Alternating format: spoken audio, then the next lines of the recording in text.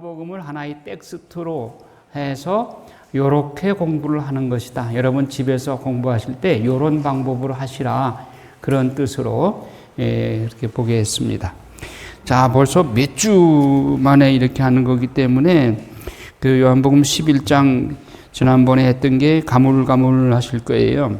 그래서 앞에 부분 그 요한복음 11장 1절에서 16절까지는 지난번에 했는데 그걸 좀 복습하는 뜻으로 이제 짤막하게 이렇게 살펴보고 그 다음에 17절부터 본격적으로 강의에 들어가도록 하겠습니다. 여러분 뭐 시작 기도는 앞에 전화골로 기도에서 하셨으니까 생략하고 바로 이제 강의에 들어가도록 하겠습니다. 요한복음은 복음 중에 복음이에요. 앞으로도 나오겠지만은 다른 공관복음은 예수님의 그 행적을 그냥 사건 중심으로 소개했을 뿐이에요. 그래서 공관복음이에요. 한 가지 공자 볼관자. 세 복음사가가 자기들의 관점에서 본 객관적 사실을 기술했을 뿐이에요. 그러나 요한복음사가는 기원 90년에서 100년까지 당신의 이 그 복음서와 그리고 서간 그리고 요한 묵시록을 조술했기 때문에 충분한 기간 그분이 묵상하고 또 당신의 신학을 정리하면서 요한복음은 훨씬 차원 높은 그런 신학적 복음인 거예요. 그래서 요한복음사가는 이미 공관복음을 다 알고 있고 공관복음의 내용을 겹치지 않는 범위 내에서 그런 그 당신이 묵상한 내용들 신학적인 견해를 요한복음서에 다 실어 놓은 거예요. 그만큼 굉장히 깊이가 있고 차원이 높은 거예요. 그래서 요한복음을 이렇게 충분히 그 묵상하고 관상하고 또 예수님의 심장에 기대어서 그분의 맥박 소리를 들은 유일한 사도이기 때문에 요한복음사가에게는 하나님께서 당신의 사랑을 아주 깊이 있게 그 신비를 깨닫도록 해주신 특별한 사도예요.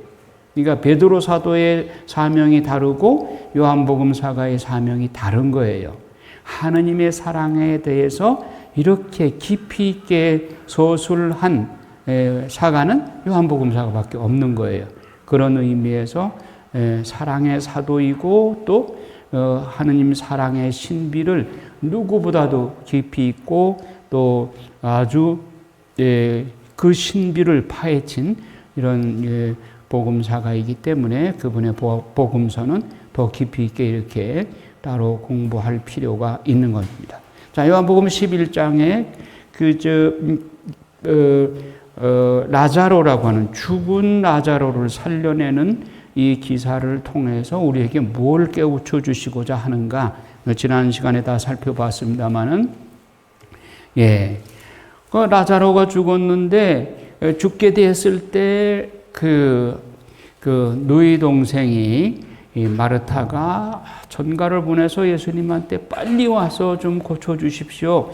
다른 사람들, 병든 사람들은 다 살려주시고 정말 중풍병자도 살려주시고 나병 환자도 고쳐주시고 그런데 당신이 사랑하는 이 라자로를 당신이 충분히 살려주실 수 있으니 발을 동동 구르면서 빨리 좀 와서 고쳐달라고 그렇게 애걸복걸 하는데 예수님이 이상하게 늑장을 부리시고 이틀이 훨씬 지나서야 이제 라자로가 죽은 지 나흘 만에야 라자로를 찾아가셔.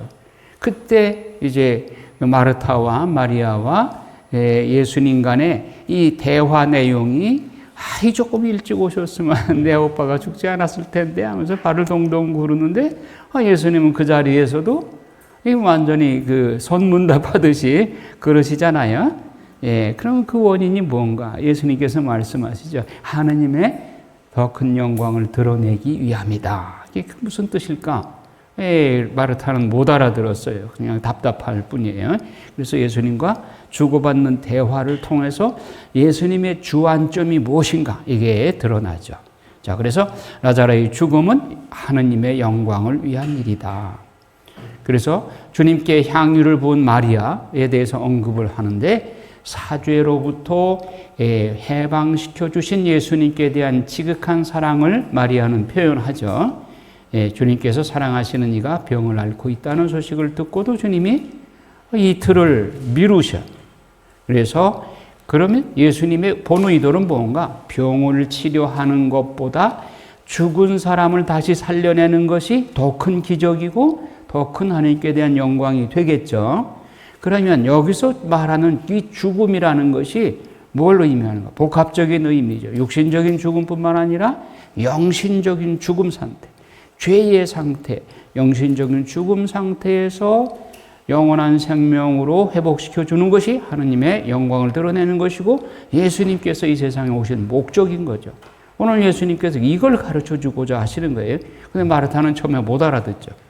예수님은 라자로를 치유하는 대신에 그를 불러서 무덤에서 다시 나오게 하심으로써 죽은 이들 가운데서 되살아나서 하느님의 영광을 드러내는 데 목적이 있다.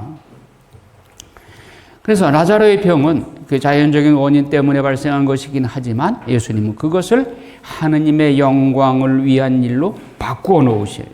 아버지의 영광은 바로 이 아들의 영광이기도 한 것이죠. 라자로에게 가는 것을 미루셨죠. 예수님께서. 더 큰 일을 하기 위해서였죠. 그래서 예수님께서 이제 드디어 유대아로 가셔서 라자로의 죽음을 현장에서 확인하시고 하시는 모습을 지금부터 보겠습니다.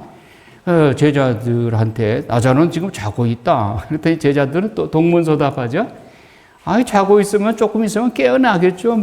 그 라자로를 깨우러 구태여 가시려고 그럽니까? 동문서답하는 거죠. 그래서 그곳은 위험한 지역인데 지금 거기 가시면 위험합니다. 제자들이 말려요. 그러나 예수님께서는 또 다른 말씀을 하시면서 내가 가서 그를 깨우겠다. 그러죠.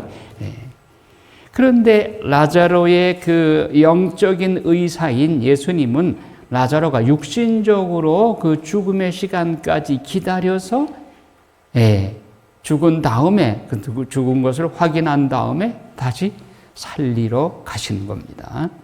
나는 너희 때문에 기쁘다. 또 여기서 예수님이 알아들을 수 없는 말씀을 하세요. 라자로가 죽었다는데 나는 너희 때문에 기쁘대요. 라자로의 죽음을 확인하고 다시 살리는 것을 보고 믿음이 확고해지실 것을 생각하시고 기쁘다고 말씀하십니다. 그런데 제자들이나 마르타나 이런 사람들은 이 말을 못 알아들어요. 우리는 안 그런가요?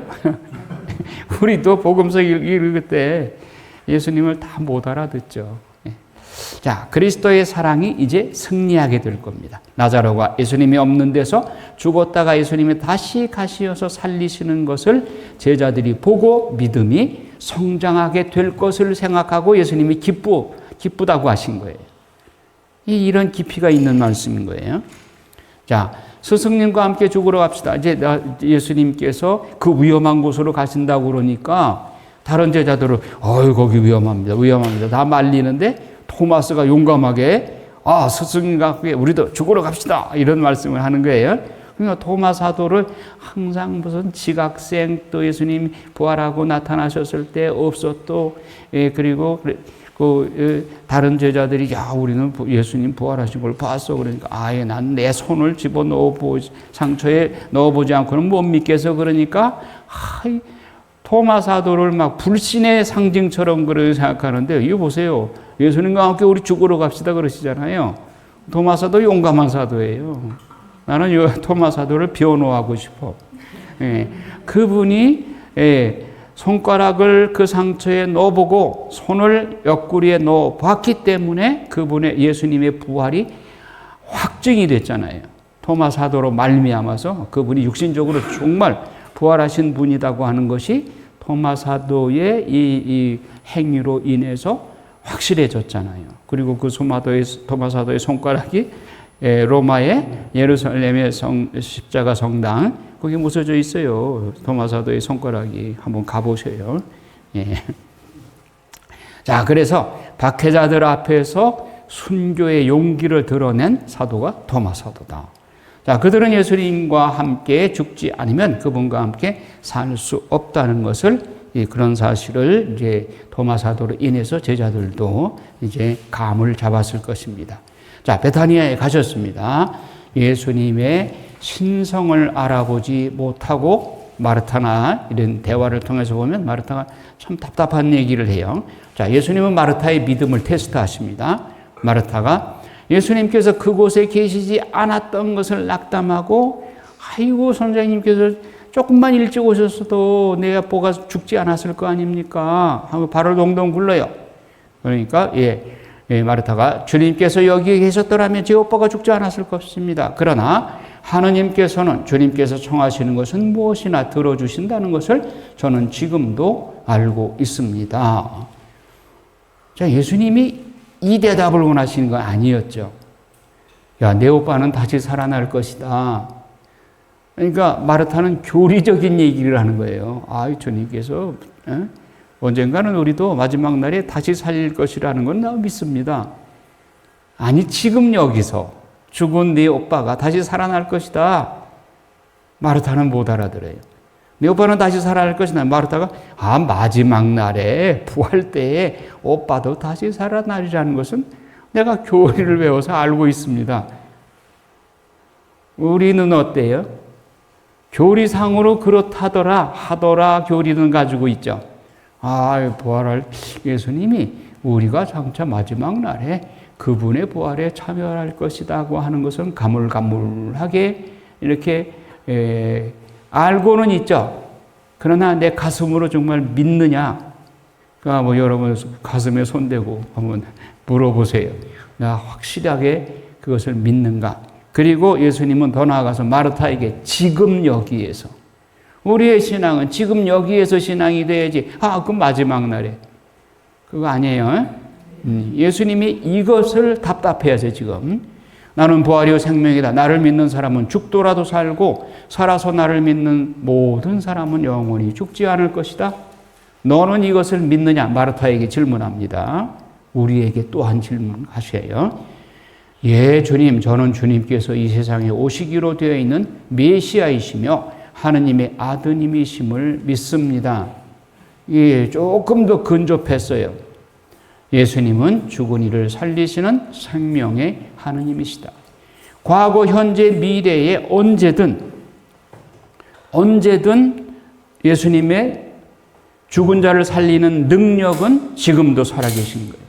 지금도 이루어질 수 있는 거예요. 우리 신앙은 지금, 현재, 여기서의 신앙이어야 되지. 예. 그러니까, 마지막 날에 살릴 것이다. 그것만 가지고 우리의 믿음이 완전할 수가 없어요. 지금은 당장은 어떻게 해요? 지금은 죽은 사람 어떻게 살려? 나중에야 살리겠지. 이건 죽은 신앙이야. 지금 여기에서. 하느님, 예수님께서 지금 마르타에게 지금 여기에서 네 오빠는 살아날 것이다. 이걸 믿어야 되는데, 그 마지막 날에. 예수님이 지금 답답하셔요. 여러분, 예수님의 심정을 좀 이해하셔야 돼. 여러분들이 마르타의 심정으로 예수님한테 자꾸 항의하려고 그러지 말고 예수님의 신앙을 가지셔. 예수님의 마음을. 그래서 지금 여기에서 죽은 자가 살아날 수 있다. 이 믿음으로 여러분들이 변화가 돼야 되는 거예요.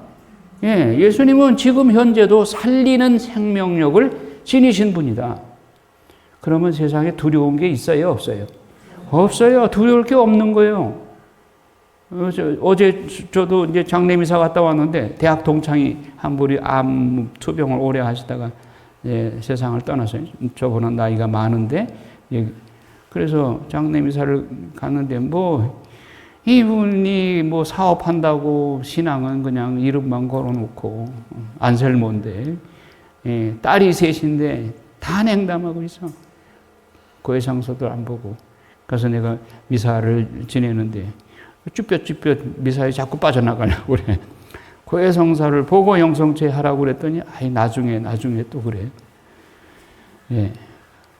자, 그래서 우리의 신앙은 지금 여기에서, 이 신앙이어야 되는 거예요. 지금 여기에서 예수님 부활하신 나자로를 살리신 그 능력을 지금도 행하실 수 있는 거예요. 이 신앙이 있어야 되는 거예요. 예수님은 지금 현재도 살리는 생명력을 지신 분으로서 마르타는 이거를 잊고 있었어요. 그래서 동문서답하고 있어요. 주님의 미래의 부활 능력만을 인정해요. 예수님은 언제나 산 이들의 하느님이십니다. 산 이들의 하느님이라는 이 의미가 이 뜻이에요. 과거의 하느님도 아니고 미래의 하느님도 아니고 지금 살아있는 우리에게 정말 살아있는 능력의 하느님, 죽은 자를 살리시는 능력의 하느님. 예. 믿는 자에게는 비록 죽더라도 여전히 살아있다. 마르타와 마리아에게서 예수님이 듣고 싶은 고백이 바로 지금 살릴 수 있는 능력을 가진 하느님이 바로 예수님이다. 이 믿음을 고백하기를 원하시는 거예요. 우리에게도. 여러분 다 지금 마르타입니다. 예. 마르타에게 답답해 하시는 예수님은 우리를 바라보시면서도 역시 답답해 하시죠. 우리의 믿음이 솔직히 아이 장래에 죽고 난 다음에 나중에 심판대전에서 우리를 변호해 주실 예수님이고 나중에 그분의 부활에 우리도 참여시킬 것이다. 막연하게 이렇게 생각할 뿐이지 지금 여기에서 당장 나자로를 살리신 그 능력의 하느님이 지금 나의 곁에 계시고 내 안에 계시다. 이 믿음이 예수님이 원하시는 거예요. 예. 그러니까 그렇게 예수님을 믿지 못하면 예수님을 과소평가하는 거예요. 예수님이 과소평가하면 돼요?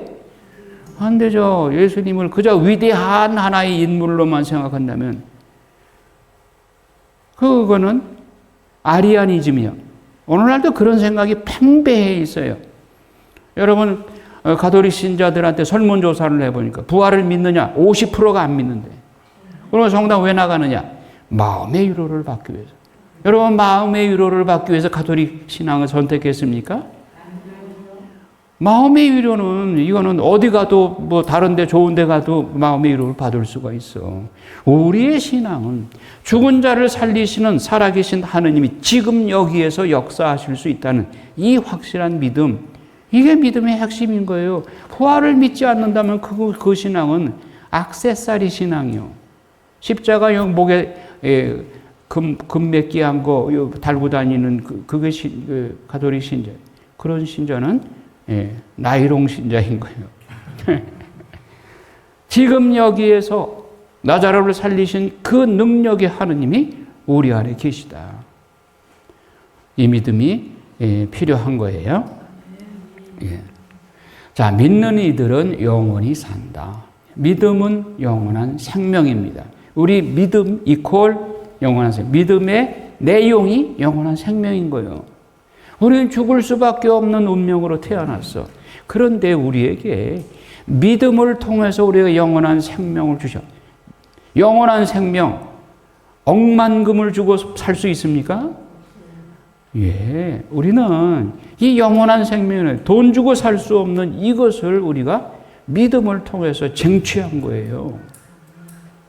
이 선물보다 더 귀한 선물이 없잖아요. 그런데 시간 나면 성당에 가고 시간 없고 바쁘면은 빠지고 이런 신앙이 영원한 생명을 확신하는 신앙이 될 수가 없는 것이죠. 나는 믿는 사람은 죽더라도 살고 예수님은 산이들의 하느님이십니다. 사실 하느님께는 모든 사람이 살아있는 것이 모든 사람이 살아있다는 얘기는 죽어도 죽은 자도 사는 거고 살아있는 사람도 살아있는 거고 우리는 살거나 죽거나 이게 상관이 없어. 예.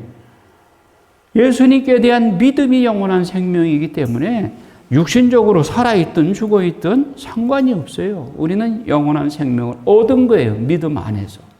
그러니까 우리는 비록 죽더라도 다시 살리시는 것을 믿고 그것을 믿지 않는 자는 살아있어도 죽은 것이에요.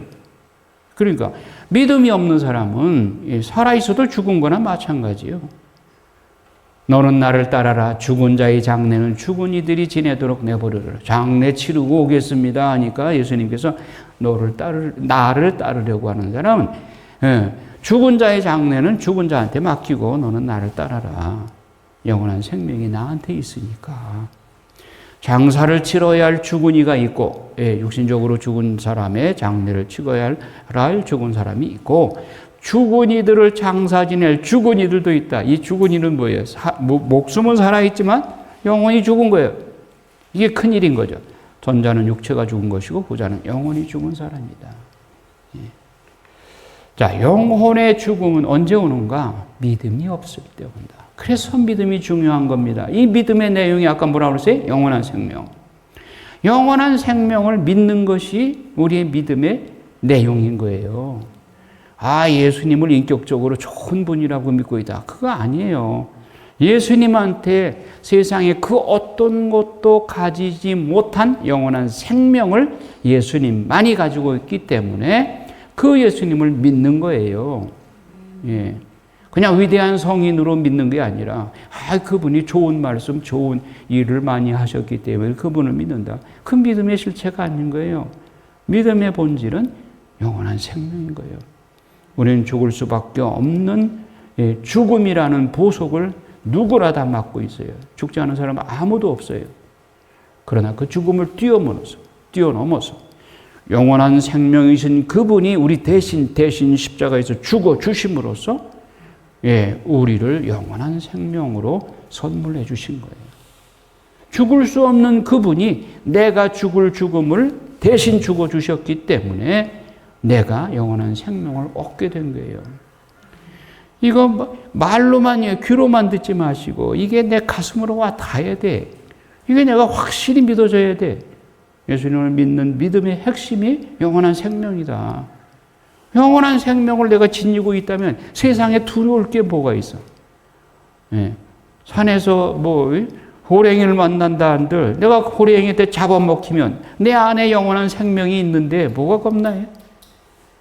세상에서 조금 고난을 당하고 힘든 일 당하고 사업을 하다가 망하고 그 무슨 대수요? 내한테 영원한 생명이 있는데. 그러니까 세상에 고난이 닥치는 것은 나한테 자극을 주어서 세상에 눈독 들이지 말고 저 높은 곳 영원한 생명에 계신 하느님께 나의 마음을 드높이라는 자극이요. 그냥 고통이 아닌 거예요. 그게 보약인 거예요. 하느님께로 눈을 드높이라고. 자, 너는 이것을 믿느냐? 마르타에게 예수님이 믿으라는 명령이죠. 믿어도 좋고 안 믿어도 좋은 게 아니라 이걸 믿어라. 믿음의 핵심이 이거다. 그거죠. 마르타가 그제야 대답합니다. 예, 주님. 저는 주님께서 지금 말씀하신 것을 믿음은 물론이고 전에도 믿어왔듯이 주님께서 그리스도이심을 믿습니다. 또한 당신은 세상에 오시어서 당신을 믿는 이들과 함께 사시는 하느님의 아드님이심도 믿습니다. 이거는 마르타의 대답을 제가 부연 설명해서 좋게 설명을 해준 거예요. 포장한 거예요. 예수님은 이 대답을 듣기를 원하셔. 이 대답을 마르타한테. 또한 우리에게 나도 이 고백을 할 수 있어야 됩니다. 이 마르타가 죽은 나자로를 대신해서 대답한 거예요. 여러분 죽은 나자로가 지금 말할 수 없잖아요. 지금은. 이 붕대에 감겨가지고 지금 살이 썩어 들어가고 있는데 그런데 마르타가 라자로를 대신해서 대답해 준 거예요. 여러분 중풍병자를 예수님한테 데리고 갈 때 들것에 4명이 들것에 들고 와서 지붕을 뚫고 내려보냈죠. 예수님 앞으로. 그러니까 예수님께서 그 중풍병자의 믿음을 본 게 아니라 그 4명의 들것을 들고 지붕을 뚫고 내려보낸 것은 4명의 믿음이잖아요. 그 간병인들 4명의 믿음을 보시고 그 환자를 고쳐주신 거잖아요. 그러니까 우리가 때로는 간병을 할 때 그 병자를 대신해서 기도해 줄 수 있는 거예요. 그 사람의 입을 대신해서 기도해 줄 수 있는 거예요. 아니 벙어리가 믿음을 고백할 수가 없잖아요. 그 사람을 대신해서 내가 주님께 믿음을 고백하면 주님은 내 믿음을 보시고 이 환자의 기도로 받아주시는 것이죠. 그러니까 남을 위한 기도, 간병인들이 병자를 위해서 기도하는 거 이렇게 효과가 있는 거예요. 자, 마르타가 죽은 라자로를 대신해서 이렇게 대답을 하니까 예수님께서 죽은 라자로를 살리시죠. 자, 마르타는 예수님을 맞으러 나가고 마리아는 집에 남아있다. 마리아는 관상하는 삶, 마르타는 행동하는 삶, 라자로는 믿음에 든 뒤에 죄를 지은 사람의 예형이다. 자, 라자로를 여러분들이 이렇게 렉시오 디비나 할 때 나의 모습을 라자로에게 투영시켜서 묵상하는 이것도 배워야 됩니다. 그러니까 성경에 나오는 작중인물, 극중인물과 나를 동일시해서 내가 라자로도 되어보고 마르타도 되어보고 마리아도 되어보고 그렇게 해서 예수님이 이들에게 한 말씀이 나에게 하시는 말씀으로 묵상하고 관상해야 됩니다. 그렇게 할 때 성경 묵상이 아주 풍요로워지는 거예요. 자, 그리고 라자로가 죽었다. 그리고 동굴에 묻혀 있다. 그리고 수위에 층층 남겨 있다. 이게 무슨 의미를 지니는가? 이것도 관상의 대상인 거죠. 자, 마르타가 예수님이 마리아를 부르신다는 말을 듣고 마리아는 일어나서 예수님 앞에 가서 엎드려 말씀을 드립니다. 서서 뻣뻣하게 서서 예수님한테 뒷짐짓고 대답하는 거와 앞에 가서 엎드려 말씀을 드리는 것과 어떤 자세가 더 겸손한 자세예요? 마리아의 자세는 정말 관상하는 또 예수님께 대한 지극한 사랑을 표현하는 자세가 몸에 배 있죠. 그래서 몸으로 드러나고 있죠. 예수님이 마르타를 더 높은 진리로 이끌어 올리십니다. 마르타는 주님의 권능을 믿기는 하지만 장차 마지막 날에 부활이 있으리라는 것을 믿고 있을 뿐 객관적인 교리적인 대답을 했을 뿐이에요. 지금은 죽은 자를 살리시라는 주님의 능력을 믿기 어려웠던 것이에요. 지금 여기에서 그 능력을 가진 예수님이 지금 여기 계시다. 이 믿음이 우리의 살아있는 믿음이 되어야 되는 거예요. 주님은 지금도 여전히 미래의 부활 능력을 지니고 계시다는 신앙 고백을 마르타로부터 듣고 싶어 하시는 거예요. 자, 마리아와 마르타가 주님을 맞으러 나오다. 마리아는 예수님 발 앞에 엎드립니다. 사랑의 격한 감정을 표현합니다. 자, 예수님의 마음도 복받치시고 산란해지셨어요. 그래서 눈물을 흘리시면서 어디에다 묻었느냐라고 물으시죠. 예수님이 모르셔서 이렇게 물으실까요? 이것은 집중을 시키고 그리고 거기에는 반대하는 유다인들도 있죠. 예수님을 시험해 보려고 하는 그리고 하느님의 아들이라고 하는 게 귀에 거슬려서 바리사이들이 어디 한번 두고 보자. 죽은 자도 살릴까?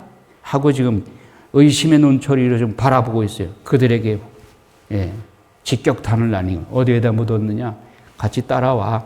그래서 내가 직접 죽은 자를 살리는 모습을 너희들한테 증인으로 너희들을 꼼짝 못하게 만들겠다. 예수님께서 이렇게 늠름하게 대답하시는 사람들이 무덤으로 따라오게 해서 증인으로 만들고자 하십니다. 예수님의 능력의 현장으로 그들을 초대하는 겁니다. 예수님의 눈물을 흘린다. 예수님이 우셨다.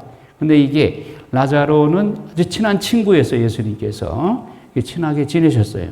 그러면 친한 친구의 죽음에 대해서 슬퍼할 수도 있죠. 완전한 인간이셨기 때문에 예수님도 우정으로 우실 수도 있었죠. 그러나 그런 단순한 울음만이 아니에요. 예수님의 눈물은. 그리고 절망 상태에서 우시는 것도 아니에요. 그분이 지금 하실 계획이 있잖아요. 그냥 단순히 죽었다고 해서 실망해가지고 이렇게 우는 눈물이 아닌 거예요. 부활을 아는 그리스도인들은 애도의 도를 넘쳐서는 안 된다. 가끔 초상집에 가보면 신자이면서도 막 땅을 치며 통곡을 하고 그런 사람들이 있는데 우리가 그렇게 애도의 도를 넘쳐서는 안 되죠.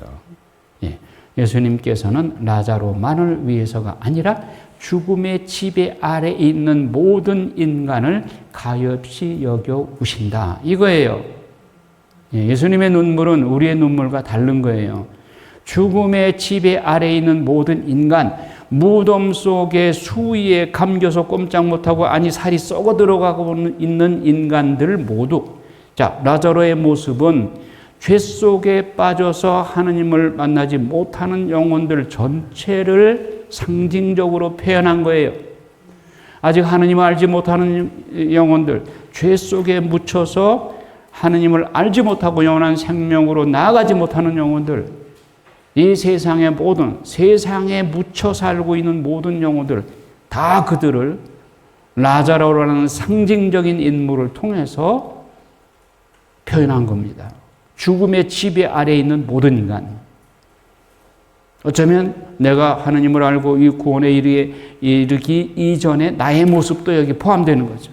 모든 인간을 가엾이 여기서 오시는 겁니다. 예수님의 눈물의 의미는 이런 뜻이지, 복합적인 의미를 지니는 거예요. 자, 마리아도 울고 마르타도 울고 유대인들도 웁니다.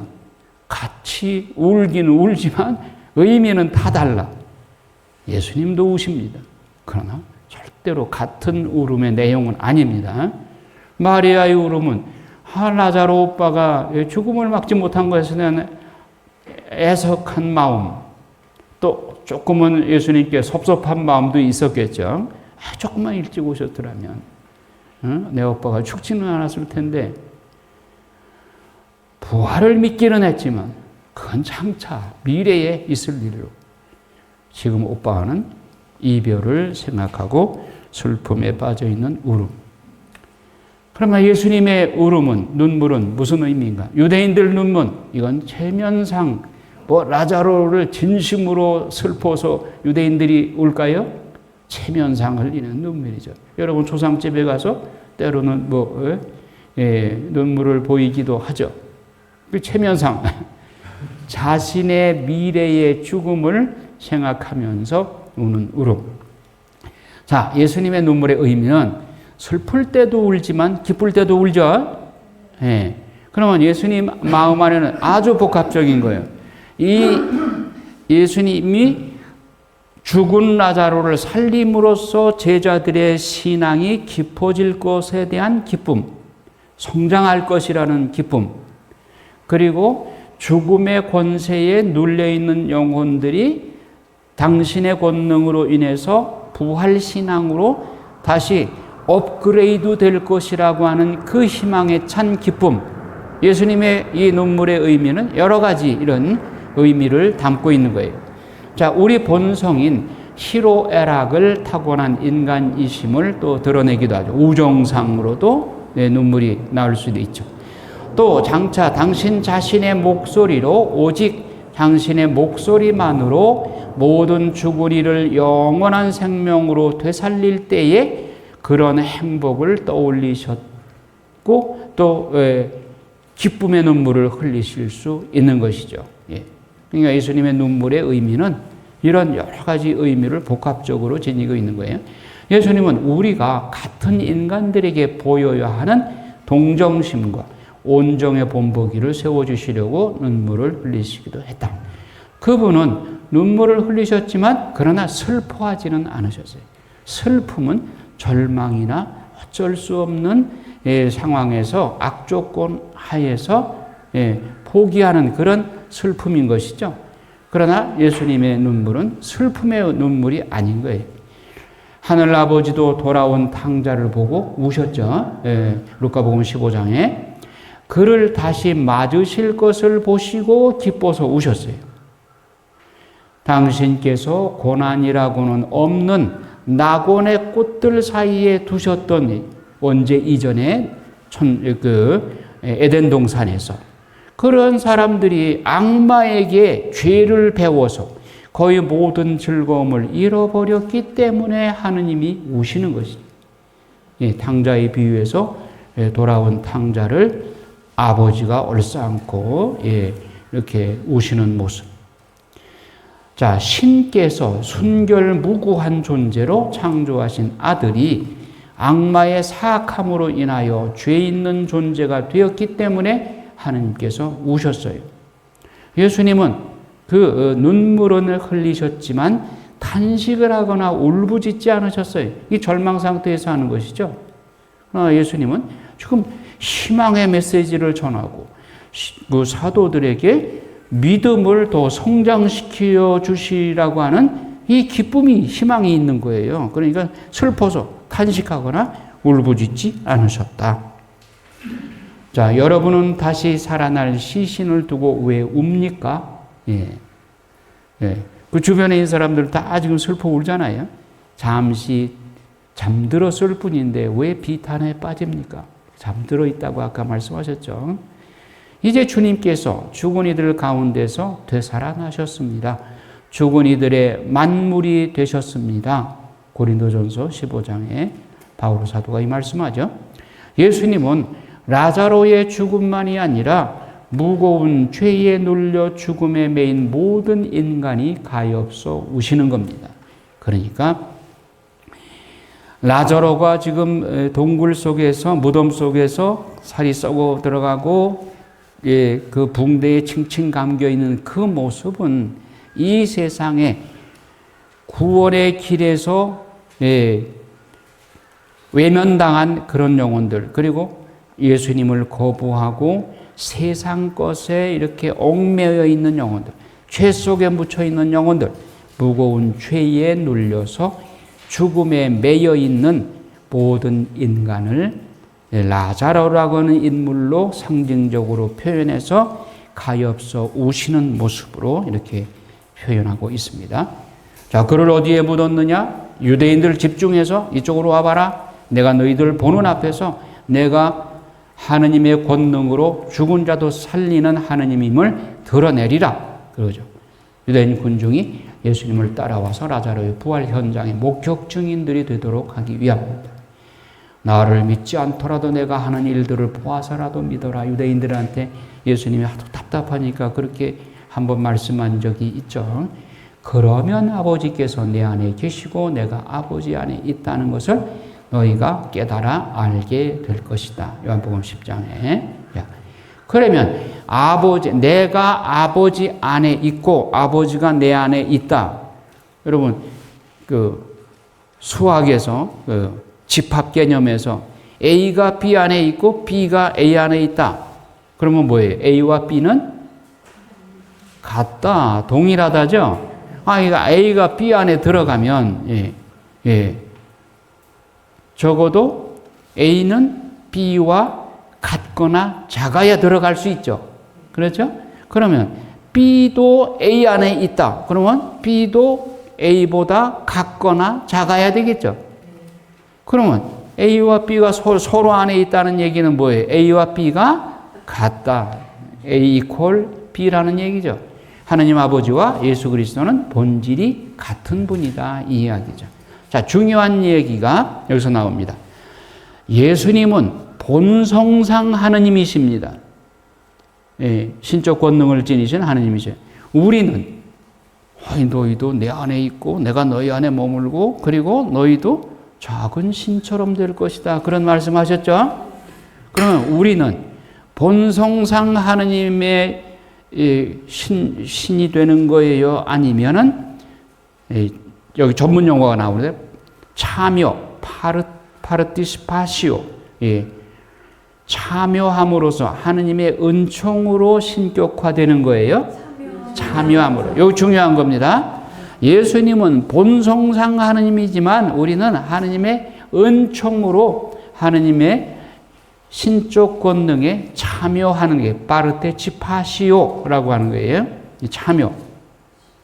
그러니까 이걸 헷갈리게 되면 우리도 하느님처럼 된대. 그럼 하느님과 같다고, 그건 루치펠이 하느님처럼 같아지려고 하다가 교만 부려서 사탄이 된 것이죠.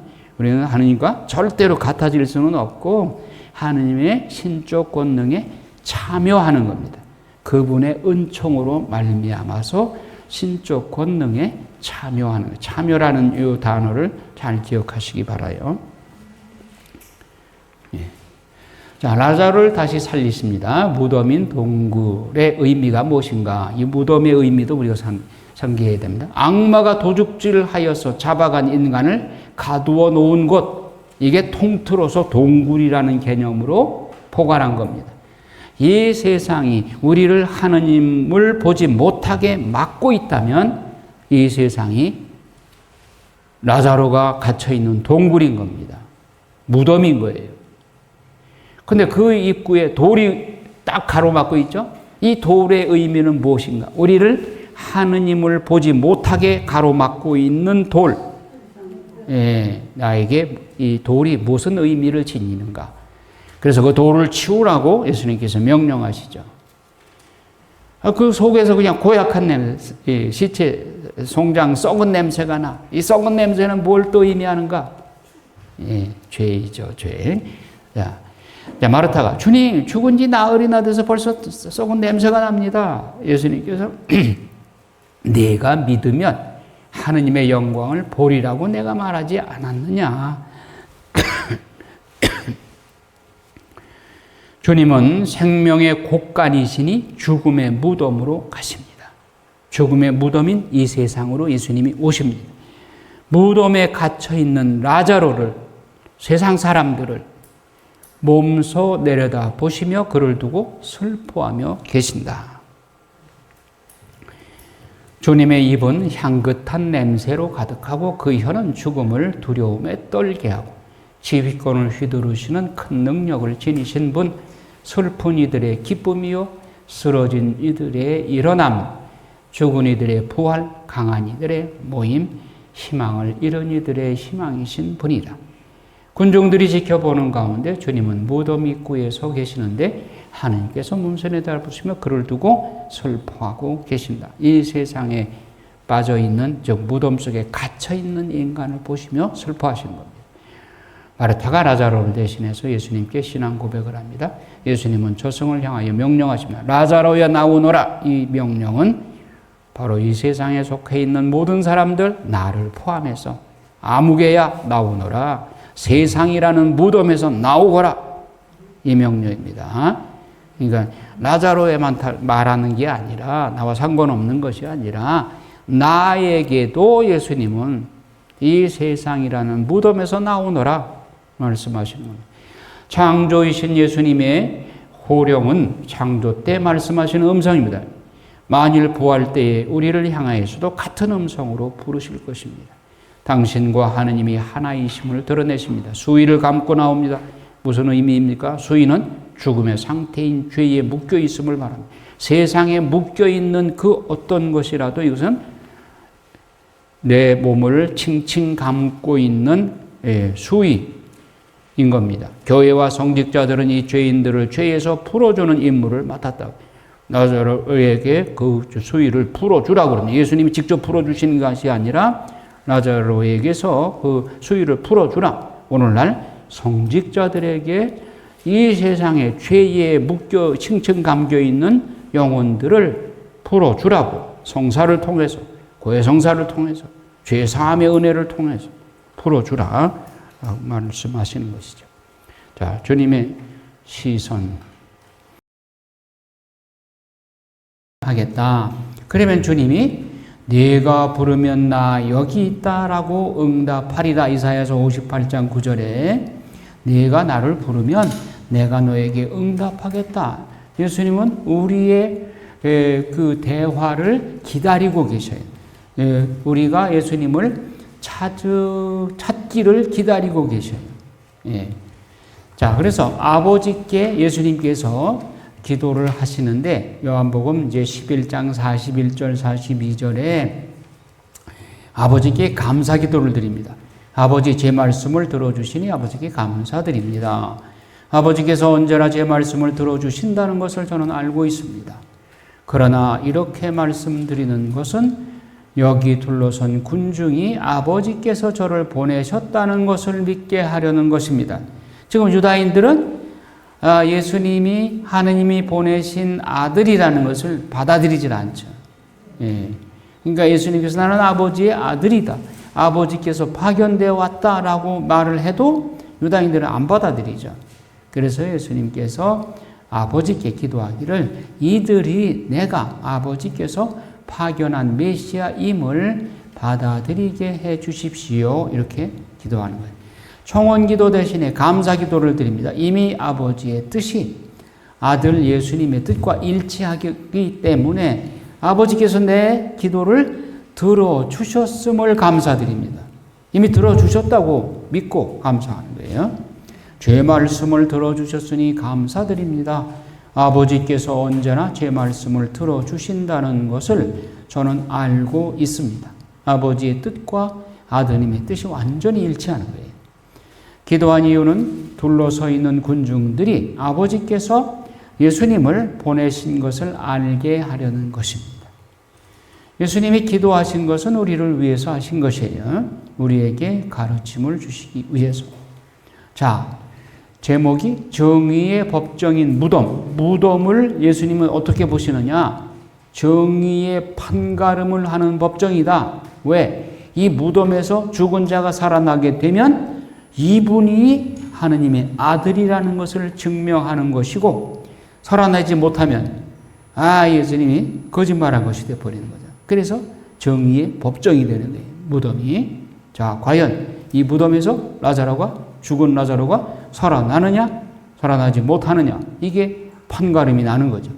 자신을 하느님의 아들이라고 하고 하느님을 아버지라고 부르는 예수님이 만약에 죽은 라자로가 살아나지 못한다면 신성모 독자가 되는 거죠. 유다인들이 말하듯이 고발하는 무리들에게 예수님의 말씀과 기도가 응답되어서 죽은 라자로가 부활하게 되면 예수님이 하신 말씀이 옳은 거예요. 판단이 내려지는 거예요. 정의의 판단이. 그래서 과연 죽은 라자로가 살아났어. 그러면 예수님은 하나님이 파견하신 메시아이시다 하는 것이 증명이 됐죠. 자, 성경에 보면 3명의 죽은 사람이 살아나는 모습이 등장을 합니다. 마르코복음 5장 41절에 집에 누워있는 회당장의 딸을 살리시죠? 그렇죠? 기억하시죠? 그 다음에 루카복음 7장 14절 이하에 과부의 어린아들이 죽었어. 그래서 상여가 나가고 있죠. 상여가 지금 나가고 있어. 그런데 예수님께서 그 상여의 그 관에다가 손을 대니까 이게 벌떡 일어나 살아났어. 그 다음에 죽은 라자로가 살아난 거예요. 3번의 죽은 자를 살리신 예수님의 기적이 있죠. 이걸 한번 같이 묵상하고 관상을 해보자 이겁니다. 자, 한 사람은 집에 있는 사람이, 죽은 사람이 살아났어. 상여를 메고 걸어가던 사람이 살아났어. 아주 그냥 무덤에 묻혀 있는 사람이 살아났어. 3가지 좀 차이가 있죠? 자, 생각만으로 죄를 짓기도 하죠. 우리는 움직이지 않고도 생각만으로도 죄를 지어요. 예수님께서 생각만으로 여인을 보고 음란한 생각을 하게 되면 그 여인을 이미 범한 것이다. 생각만으로 죄를 짓게 되죠. 음란죄를. 자, 사악한 것에서 기쁨을 느끼고 그 일을 행하는 데 동의를 했다면 움직여서 행동으로 옮기지 않아도 죄를 지은 것이 생각으로 지은 죄죠. 그것은 이런 죄를 내가 예수님께 용서를 받게 되면 집에서 죽어있는 아이가 살아난 것과 같은, 죄에서 해방되어 부활하게 된 것과 같은 것을 라고 우리가 묵상할 수 있겠죠? 이해가 되죠? 자, 집안에 누워있는 소녀를 되살리심으로써 당신께서 그런 영혼을 생명으로 되살려 주셨다는 것을 암시하는 것이다. 사악한 생각을 품었을 뿐만 아니라 더 나아가서 행동으로 실행까지 해왔다면 길거리에 상여가 나가서 죽은 이를 성문 밖으로 메고 나갔다면 이미 밖으로 들려나가서 무덤으로 가고 있는 거예요. 그러니까 행동으로 옮긴 거예요. 그러나 주님은 그런 사람도 생명으로 되돌려 주시어서 과부 어머니에게 그 어린아이를 돌려주었죠. 요 차이를 이해하시겠죠? 상여를 메고 나갔다 이 얘기는 생각이 행동으로 옮겨진 것을 상징한다.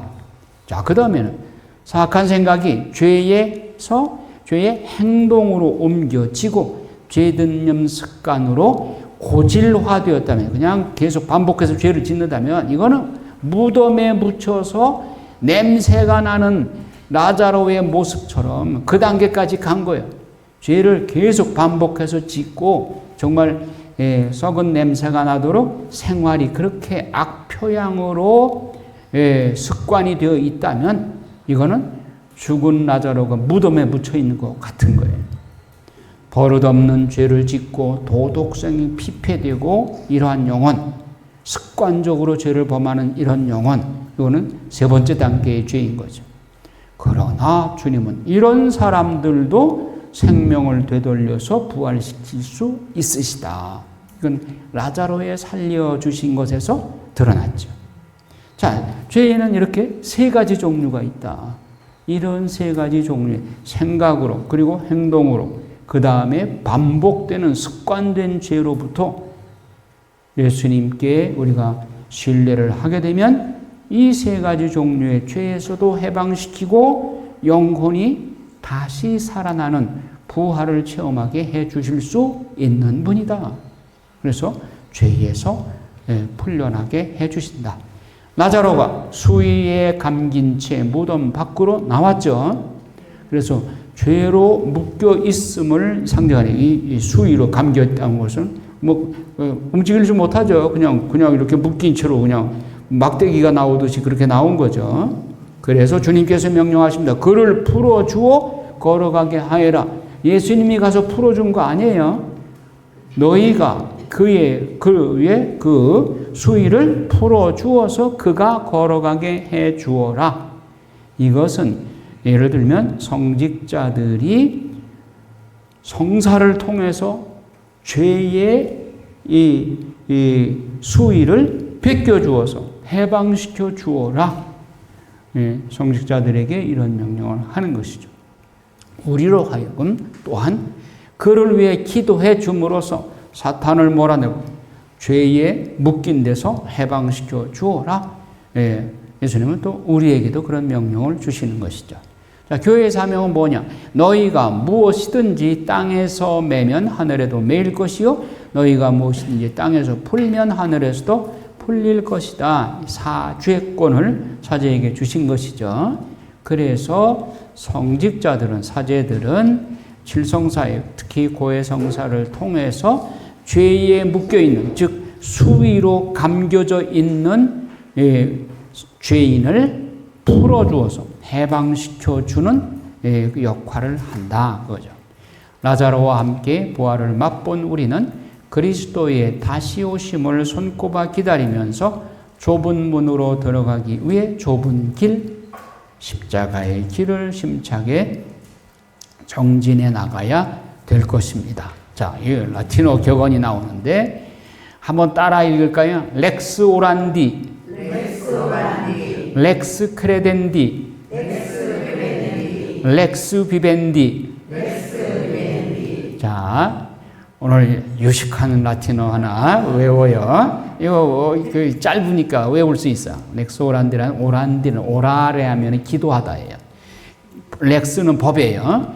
기도의 법. 그리고 렉스 크레덴디는 믿는다. 믿음의 법. 렉스 비벤디는 비베레 하면 살다예요. 삶의 법. 이게 무슨 말이냐? 기도의 법이 곧 믿음의 법이요 삶의 법이다. 무슨 말이냐면은 기도하는 대로 믿게 되고 믿는 대로 살게 된다. 자, 여러분들이 기도하는 내용을 가만히 한 5분만 들어보면 여러분들의 신앙 상태가, 믿음 상태가 어떤 상태인가를 알 수가 있어요. 이것도 주시고 저것도 주시고 저것도 주시고 계속 달라고 요청하는 기도를 하는 사람은 그 사람의 믿음이 구걸하는 믿음, 구걸하는 신앙인 거예요. 너무 심하게 얘기했나요?